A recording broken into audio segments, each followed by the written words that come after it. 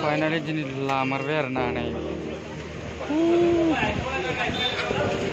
आंनिफ्राय गोसो गोरबोजों आरोना पापा एन्ड मामी थेंक इउ सो माच आरोना नोंसिनि अननायाव मोनमारबाय आरोना आङो दिनै लौंडा भैया जायखिजाया हिट। हेलो एवरीवन, आप सबको स्वागत है लौंडास लाइव की न्यू एपिसोड में। लौंडा भाई आ गया फिर से नया एपिसोड लेके।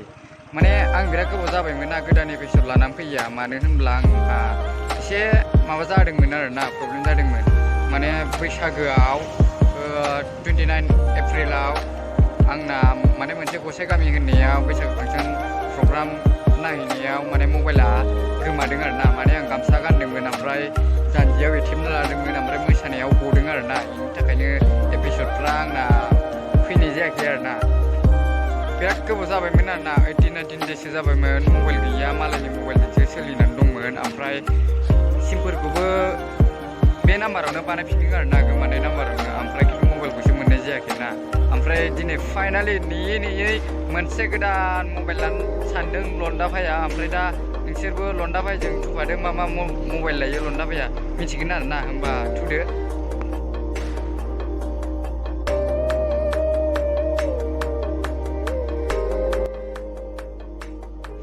फाइनालि दिनै लामारबाय आरोना नै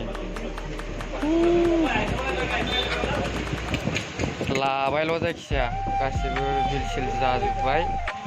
ओमफ्राय दा थांनानै आनबक्सिं खालामहैनोसै आरोना आङो दा थांनानै जायखिजाया लाबाय। itu koper itu lem itu lem koper जायखिजाया लाबाय आरोना। ओमफ्राय दायो मोजाङै आनबक्सिं खालामहैबावनोसै आङो न'आव थांनानै। जायखिजाया हिट आपग्रेड जाबाय आरोना एन्ड्रइडनिफ्राय एप्पल जाख्लानायाव लौंडा भाइया। जायखिजाया हिट आनबक्सिं फैगासिनो। जायखिजाया हिट आरोना। इयाव आनबक्सिं खालामनोबा उनाव आं न'आव देखायफिनसै मोजाङै।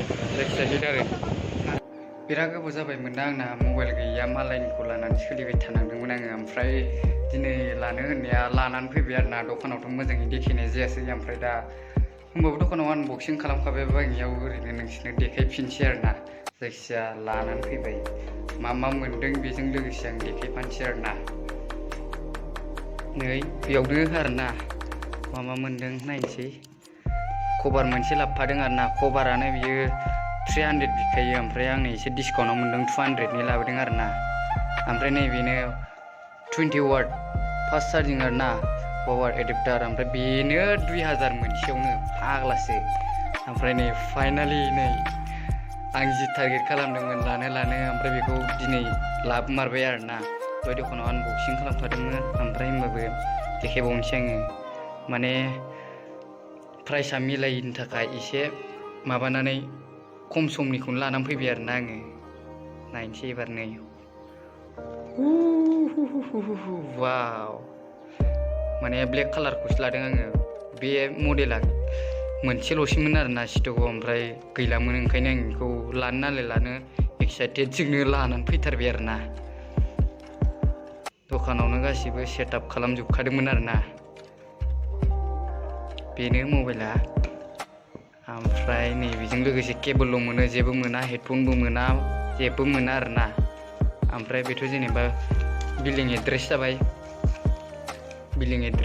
ओमफ्राय नैबेयाव बिदिनो माबा स्टिकारफोर माबा थागोन आरोना। सिम इजेक्टेड टुल दं आरोना।